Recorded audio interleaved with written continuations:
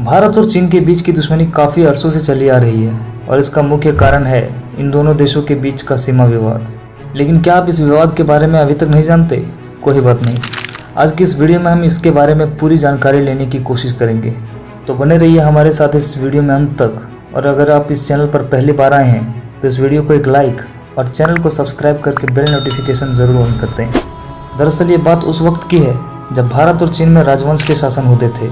चीन के राजवंश उस वक्त भारत के कुछ इलाकों को अपना समझते थे और भारतीय भी अपनी सीमा से कुछ दूर तक के क्षेत्र को अपना मानती थी। और यहीं से शुरुआत होती है इन दोनों के बीच की दुश्मनी।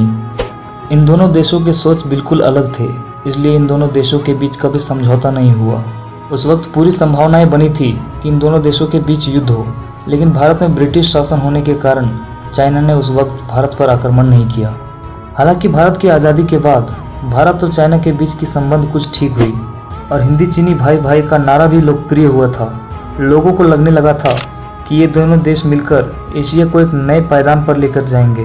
हालांकि इन दोनों देशों के बीच का सीमा विवाद अभी भी चल ही रहा था, लेकिन चीन ने 1950 ईस्वी में अपना असली रूप दिखाया। दरअसल चीन ने सन 1950 में तिब्बत पर हमला किया और उसका अगला टारगेट अरुणाचल प्रदेश और लद्दाख के कुछ इलाके थे। बस यहाँ से शुरू होती है भारत और चीन के बीच की असली लड़ाई।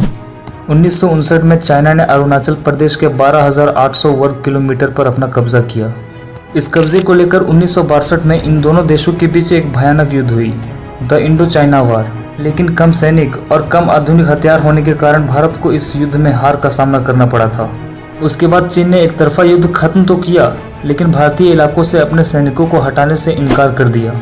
हालांकि 1988 में राजीव गांधी के दौरे में भारत और चीन के बीच के संबंधों को सुधारने का बढ़ावा मिला।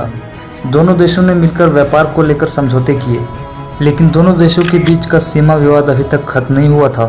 और 2003 में अटल बिहारी वाजपेयी जी ने भी चीन का दौरा किया, लेकिन चीन ने अरुणाचल प्रदेश के 90,000 वर्ग किलोमीटर क्षेत्र को अपना बताकर इस सीमा विवाद को एक नया रुख दिया और ये सीमा विवाद अभी भी चल रहा है।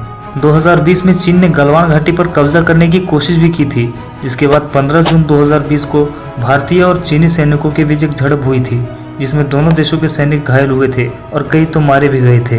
बाद में दोनों ही देशों ने अपने सैनिकों को पीछे किया। लेकिन अगर भारत और चीन के बीच की दुश्मनी ऐसे ही बरकरार रही तो जल्द ही एक और लड़ाई देखने को मिलेगी। भारतीय सेना भी इस बार काफ़ी मजबूत दिखाई दे रही है और लड़ाई के लिए बिल्कुल तैयार है। लेकिन आपको क्या लगता है, अगर इन दोनों देशों के बीच एक बार और लड़ाई हुई तो कौन किस पर भारी पड़ेगा, ये आप हमें कमेंट में बताएं। अब अगर ये वीडियो आपको ज़रा भी इन्फॉर्मेटिव लगा हो तो इस वीडियो को एक लाइक और चैनल को सब्सक्राइब ज़रूर करें। मिलते हैं फिर किसी वीडियो में।